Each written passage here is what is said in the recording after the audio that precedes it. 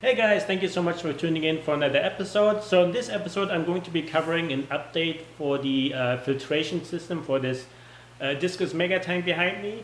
As you may know from my initial video, I decided to use a trickle tower back then because I heard it it's a really efficient way of filtration, very cost effective.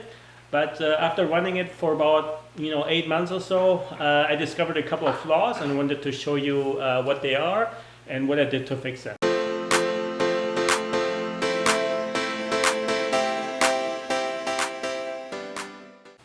So this is the original filter that I had set up previously. So as you may remember, I had the water coming down from the top, and then here I had some filter floss in there, some filter foam, and then in the next chamber I had some pot scrubbies, and then the third one was basically empty, or I had a couple of bags of the lava rock in there for biological media, filtration, but the problem that I had with this was, a number of things. So first of all, with this setup, any animal that gets, sucked into the filter would basically end up laying on top of the filter floss and basically die.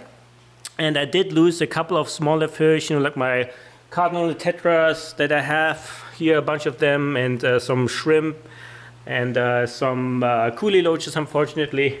So yeah, this was basically a big death trap, and in order to avoid fish getting sucked into the filter, I basically had to put some netting in front of the overflow openings. They're pretty large. They're all like 1 inch long and pretty wide, so all kinds of fish and animals could get sucked in there. So I covered it with some fine mesh.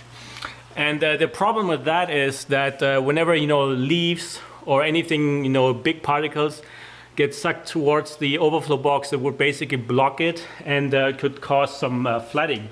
And almost happened once, but I caught it in time. But yeah, so this also hinders the water flow, having this mesh glued to the overflow box.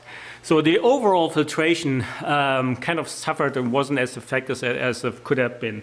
So I basically decided to redo my filtration, and now I'm going to show you what I've changed it to. And this is it right here. So basically, instead of having the filter media be horizontally placed, I have it vertically placed. And so the great thing about this is I have this big open area here, so any animal that gets sucked into the filter actually survives until it's my weekly cleaning, and then I can just catch them out of there.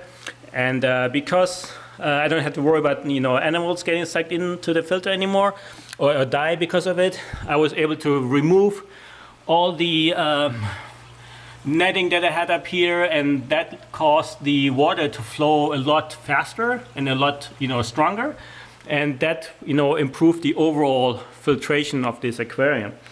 And another thing that I had trouble with the trickle tower was the noise. But now that I have this set up, I can actually extend the pipe so far down into the water that it's underwater, and therefore it is really quiet. So what I have next here are egg crate baffles that I built myself. And so I basically have the filter floss, and then I have 3 different types of foam, filter foam. And you see these a lot on Amazon. They're coming usually in blue, in green, and in black. And the blue one is the most coarse, which means it catches the big stuff, bigger pieces of dirt, small leaves and stuff. And then the next foam, the green one, is more for a little finer, dirt. And then the last one, the black one, is for the super fine stuff.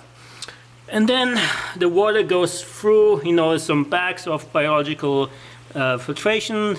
So I have these red lava rock here, and I have some charcoal. And then I also installed, some, I think it's called a polishing pad, basically.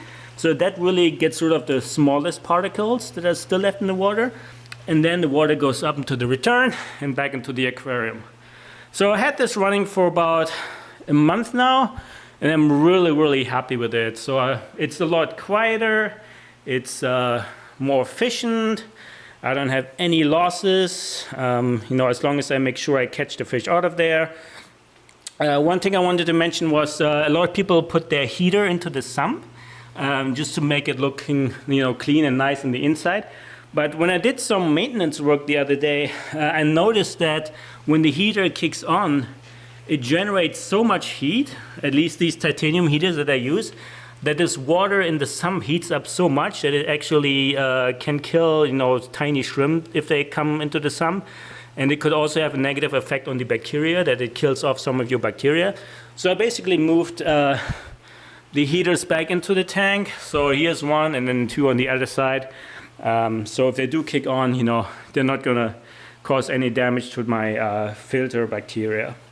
So yeah, this is pretty much the update I wanted to give to you. I'm really happy with it. Nothing but ups, you know. I mean, this is a good idea, this trickle system, but yeah, if I didn't have, you know, smaller animals, smaller fish, I would have kept it, but then, you know, if it wasn't planted, you know, if I had very few things that could block, you know, the filter intake. But, you know, this is a planted aquarium. I have a lot of smaller animals in here. You have, you know, Mexican dwarf crayfish, I have Amano shrimp, you know, red cherry shrimp. So, yeah, no more losses. Very happy, very quiet, very cheap, very easy to maintain. There's another problem that had this, you know, I couldn't really open the second drawer at all because it would always, you know, hit the glass. But here I can easily reach everything. And I can see everything clearly, so it's, yeah, like I said, if you are currently using this kind of filtration method, switch it to this way and see if you like it better. I mean, in my case, it's a whole lot better.